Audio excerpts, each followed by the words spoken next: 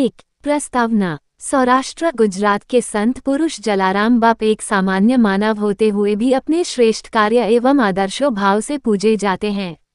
अपना समस्त जीवन एक साधारण गृहस्थ की तरह जीते हुए भी उन्होंने मानव सेवा के लिए अपना जीवन अर्पित किया। 2. जन्म परिचय। भक्त जलाराम का जन्म संवत 1856 को कार्तिक शुक्ल सप्तमी को राजकोट के वीरपुर ग्राम में हुआ था। उनके पिता प्रधान ठक्कर तथा माता राजाबाई धार्मिक संस्कारों वाली महिला थीं, जिसका प्रभाव जलाराम पर भी हुआ।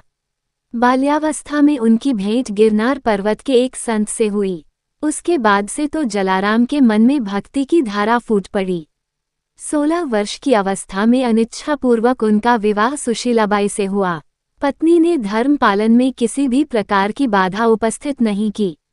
इनकी दयालु प्रवृत्ति और दानशीलता का कभी शी विरोध नहीं किया।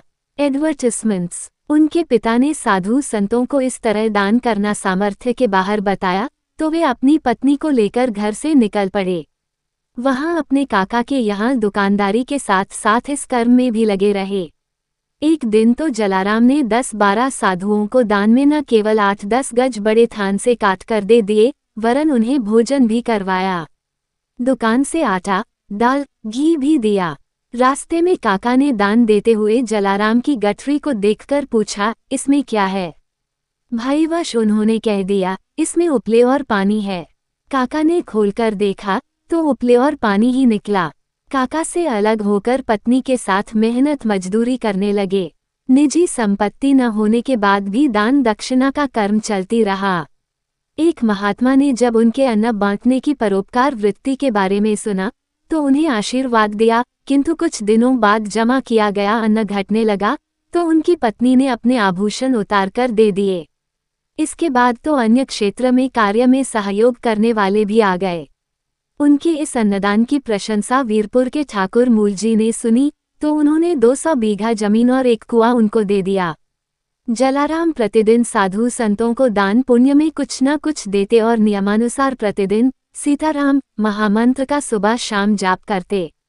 3. चमत्कारिक जीवन। एडवर्टिजमेंट्स। उनके प्रमुख चमत्कारों में एक घटना जमाल नामक मुसलमान तेली के जीवन से जुड़ी हुई है। जमाल का लड़का अचानक इतना अधिक बीमार हो गया कि किसी भी वैद्य की दवा दारू उस पर काम नहीं आई। सब तरफ से निराश होकर जमाल जलाराम जी की शरण में आया और बोला, प्राणों से प्यारे मेरे इस पुत्र को आप स्वस्थ कर दो तो मैं 5 बोरी बाजरा चढ़ाऊंगा। जलाराम ने जमाल के लड़के को अभिमंत्रित जल पिलाया था कि 2 घंटे बीतते ही लड़के ने आंखें खोलकर अपने पिता से बात की। इसके बाद जमाल ने 40 पैमाना 5 बोरी अनाज व बैलगाड़ी भी दे दी। जला सो अल्लाह, जिसको न दे अल्लाह उसको दे जल्ला। इस तरह वह 22 वर्षीय जलाराम बापा का शुक्रिया अदा करता हुआ खुशी खुशी अपने घर को लौट गया।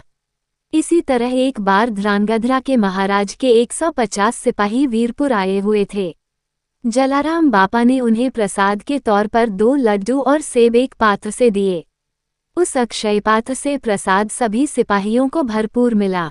वह पात्र पुनः ज्यों का त्यों हो गया। इस घटना की खबर महाराज ने सुनी तो उन्होंने बहुत सा धन और बहुत सारे बढ़िया पत्थरों की चक्कियां आश्रम में भिजवाईं ताकि साधु संतों को अन्नदान में सुविधा हो सके।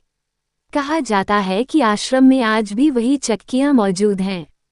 एक बार ईश्वर के रूप में आए एक संत ने सामान्य वृद्ध का रूप लेकर जलाराम बापा से सेवा हेतु उनकी पत्नी मांग ली। जलाराम ने संकोच सहमति दे दी। ये सुनते ही संत कहीं अंतर्ध्यान हो गए। 4. उपसंहार। संत जलाराम बापा यह मानते थे कि सभी जीवों में ईश्वर बसता है, अतः दान दक्षिणा देकर भी दीन दुखियों में ईश्वर को पाया जा सकता है। साधु संतों, दीन दुखियों को अन्नदान देकर ईश्वर की भक्ति को पाने के साथ साथ जीवन को सार्थक बनाया जा सकता है। आज भी सौराष्ट्र के लोग तथा उनके अनुयायी अन्नदान की परंपरा को श्रद्धापूर्वक स्वीकार करते हैं तथा अन्य क्षेत्र स्थापित कर हजारों मन अनाज प्रतिमास दान में देते हैं।